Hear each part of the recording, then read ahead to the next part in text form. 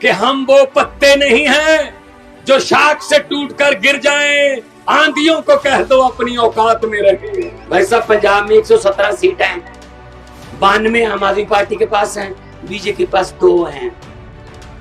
Scooter पर भी आ सकते हैं उनके विधायक, 2 सीटें हैं भाई साहब। भ्रष्टाचारियों को बख्शेंगे नहीं। पंजाब में हमने एक फोन नंबर दे रखा है कि कोई आपको सरकारी दफ्तर में बाबू अगर कोई पैसे मांगता है तो मना मत करना, जेब में हाथ डाल के मोबाइल निकाल के उसकी फोटो खींच के हमारे पास भेज देना, बाकी काम आप। और 37,568 सरकारी नौकरियां देके आपके सामने खड़ा हूं।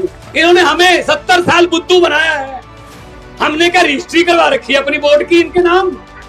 अब ये भी पार्टियां बदल जाते, तुम भी बदल दो। ऐसा समझते हैं कि इनका क्या है, ये याददाश्त इनकी कमजोर होती है जनता की, ये भूल जाते हैं। आखिरी वाले 2-3 महीने इनको याद रहते हैं, इसीलिए आखिर में आपको लॉलीपॉप देते हैं। जैसे कि बीजेपी ने दिया लॉलीपॉप के 200 रुपये गैस सिलेंडर सस्ता, लेकिन ये नहीं बताया महंगा कितना किया था। तो हम लोग हैं, हमें लगता है यार सस्ता कर दिया, कमाल है। एक बात मेरी याद रखना, आज 17 तारीख को जब वोट डालने जाओगे तो याद रखना, भगवंत मान ने ये बात कही थी। ये लॉलीपॉप देते हैं आखिर में 2-3 महीने के लिए। कैसे करते हैं, एक घर था, वहां बेटी की शादी थी, अच्छा घर था, जिम्मेदार लोग थे, जमीन थी, पैसा था कि लाडली बेटी है, शादी धूमधाम से करेंगे। उन्होंने उसके लिए सोने के जेवर, चांदी के जेवर, बड़े बड़े टीवी, फ्रिज, सोफा और बेड वगैरह सामान बहुत इकट्ठा किया। कल बारात आनी थी, आज रात को डाकुओं को पता चल गया कि इस घर में बहुत माल है। वो ट्रक लेकर आ गए और ट्रक में पूरा सामान भर लिया। लड़की वालों को, परिवार को एक कमरे में बंद कर दिया। पूरा सामान ट्रक में भर के डाकुओं के सरदार ने कहा कि लड़की का परिवार किस कमरे में बंद है, ये याद रखना वोट देने से पहले। तो उन्होंने कहा जी इस कमरे में बंद है, खोलो इसको। कमरा खोला तो डाकुओं का सरदार अंदर गया, किस लड़की की शादी है? वो डरती डरती खड़ी हुई, जी मेरी शादी है। डाकुओं के सरदार ने जेब में हाथ डाला, 100 रुपए का नोट निकाला और बोले जी बेटा मेरी तरफ से शगन है, आपकी जिंदगी मंगलमय हो, बहुत बहुत आशीर्वाद। वो सारा सामान लूट के चले गए। अगले दिन पुलिस आई भाई साहब, परिवार का एक भी मेंबर डाकुओं के खिलाफ FIR लिखवाने को तैयार नहीं था। बोले भले ही सारा सामान लूट के ले गए, लेकिन बंदे बड़े अच्छे थे, 100 रुपया शगन दे गए। भाई साहब हम 200 रुपए का शगन ले लेते हैं, 4.5 थाल इनको लूटने देते हैं और आखिर में कहते हैं चलो देश तो लूट लिया लेकिन 200 रुपए सिलेंडर सस्ता कर दिया। ये जुमलों में मत आना, ये जुमले हैं इनके। जैसा कि बताया गया प्रशांत जी ने, दिल्ली में काम हो रहे हैं तो अचानक मोदी जी के पास कोई गया कि जी अस्पताल बन रहे हैं, गरीबों का इलाज बिल्कुल फ्री है, पैरासीटामोल की 5 रुपए की गोली से लेके 50 रुपए तक का ऑपरेशन भी गरीबों के लिए फ्री है। वो जो अस्पताल हमने कमीशन लेके बनाए थे प्राइवेट वाले, वो तो जी फ्री हो गए, क्या करें? तो मोदी जी ने कहा किसने बनवाए हॉस्पिटल? बोले जी सतिंदर जैन है, अंदर कर दो। सतिंदर जैन को जेल में डाल दिया। वैसे उसके बाद कोई गया जी सरकारी स्कूल कमाल के बना दिए केजरीवाल ने। ये तो जी प्राइवेट से निकाल के बच्चे, माता पिता अपने बच्चों को सरकारी में एडमिशन दिलवा रहे हैं। जो हमने कमीशन लेके प्राइवेट स्कूल बनाए थे वो पीट रहे हैं जी, वो तो कह रहे हैं घाटे में जा रहे हैं। तो किसने बनाए हैं सरकारी स्कूल? कहते जी मनीष सिसोदिया ने बनाए हैं, अंदर कर दो। मनीष सिसोदिया को अंदर कर दिया। फिर बोले जी अरविंद केजरीवाल देश में, छत्तीसगढ़ में, मध्य प्रदेश में जहां भी जाता है वो सीट पर सूफड़ा साफ हो जाता है बीजेपी का, तो क्या करें? तो बोले केजरीवाल को भी अंदर कर दो। भाई साहब अरविंद केजरीवाल को तो अंदर कर दोगे, लेकिन उसकी सोच को गिरफ्तार कैसे करोगे?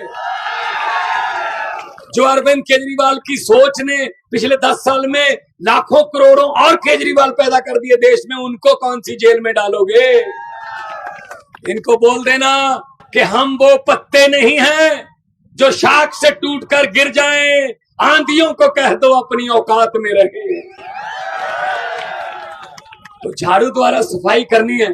पत्रकारों ने मुझसे पूछा कि आपने पंजाब और दिल्ली में ये बीजेपी की आंधी को कैसे रोका। मैंने कहा जी बहुत ही सिंपल है। कहते कैसे रोका। मैंने कहा जी उनका चुनाव चिन्ह क्या है बीजेपी का। बोले जी कमल का फूल। मैंने कहा आम आदमी पार्टी का चुनाव चिन्ह क्या है। बोले जी झाड़ू।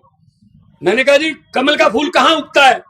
कहते जी कीचड़ में। मैंने कहा झाड़ू क्या काम करता है। कहते जी कीचड़ की सफाई। मैंने कहा जी हमने झाड़ू से कीचड़ की सफाई कर दी, पंजाब और दिल्ली में कमल उगे ही नहीं। भाई साहब पंजाब में 117 सीट हैं, 92 आम आदमी पार्टी के पास हैं, बीजेपी के पास 2 हैं। स्कूटर पर भी आ सकते हैं उनके विधायक, 2 सीटें हैं भाई साहब। ऐसी सफाई करता है झाड़ू। तो इसलिए ये अभी 2-3 दिन में ना अपना सारा बारूद जो इनके पास है, जो सारा माल है वो निकालेंगे, आपके पास आएंगे, आपके पास आएंगे। तो मैं हाथ जोड़ के विनती करता हूं, जब आएंगे मना मत करना। लक्ष्मी है घर पे आए वापस नहीं करता। आप ही का माल है भाई साहब, इन्होंने कौन सा कोई खेत दीजे हुए हैं।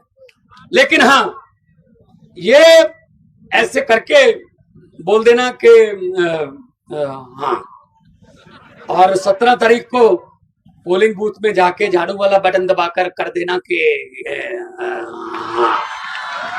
जो समझ गए वो ताली बजा दो, जिनको समझ नहीं आई उनको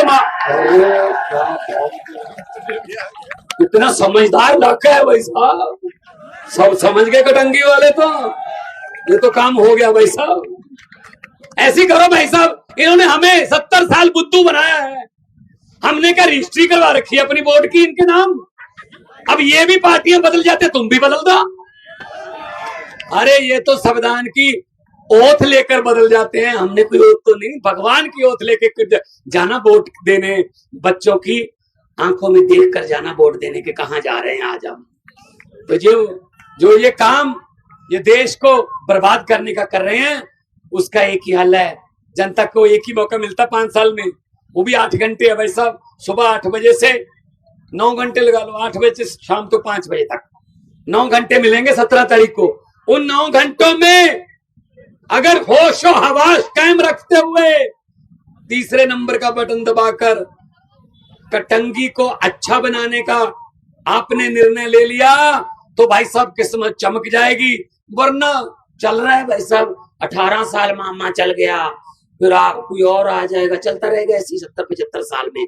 तो इसीलिए मैं कहने आया हूं कि इनके जुमलों में मत आना, इनकी बातों में मत आना। ये तो भाई साहब मतलब इनका कोई दीन ईमान नहीं है, ये तो लड़ाने का काम करते हैं, वोट मांगते नहीं है। इससे पहले तो कोई वोट भी नहीं मांगने आता था, ऐसी वोट पड़ जाते थे। ये तो अरविंद केजरीवाल है जिसने इनको हेलीकॉप्टर से नीचे उतारा कि आओ नीचे वरना कुछ और हो जाएगा। झाड़ू आ गया है और झाड़ू वाले आ गए हैं।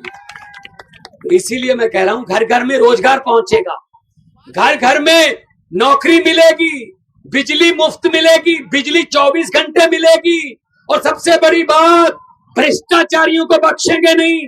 पंजाब में हमने एक फोन नंबर दे रखा है कि कोई आपको सरकारी दफ्तर में बाबू अगर कोई पैसे मांगता है तो मना मत करना, जेब में हाथ डाल के मोबाइल निकाल के उसकी फोटो खींच के हमारे पास भेज देना, बाकी काम हम।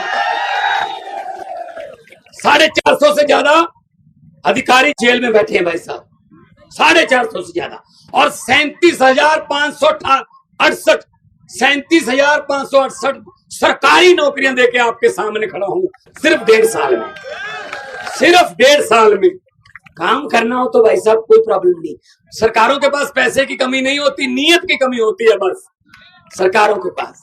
अगर नीयत हो तो सब कुछ हो जाता है, अगर नीयत ना। ये पब्लिक है भाई साहब, जनता है। लोकतंत्र में लोग बड़े होते हैं, लोग जब चाहे आदमी अर्श पर। और बीजेपी की तरह अहंकार करे तो लोग कहते हैं आजा बेटा फर्श पर। फर्श पर बड़े बड़े उतारे लोगों ने। तो इसलिए अहंकार नहीं करना चाहिए, अहंकार नहीं करना चाहिए।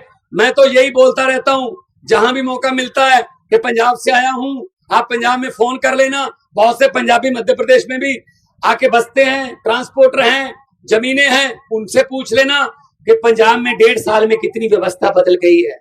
तो भाई साहब आओ, कटंगी में भी आओ, फिर बालाघाट में भी वो ये बोल रहे थे ना प्रशांत जी, देखो अगर आप इनके घर पे, इनके मंत्रियों के घर के सामने जाएं किसी काम के लिए, दरवाजा खुलता है? दरवाजा खुलता है?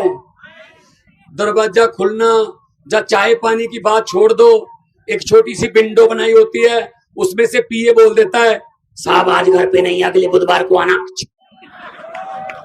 अरे यार बात तो सुन ले। नहीं, कोई बात नहीं, कोई बात नहीं, कभी दादे की कभी पोते की।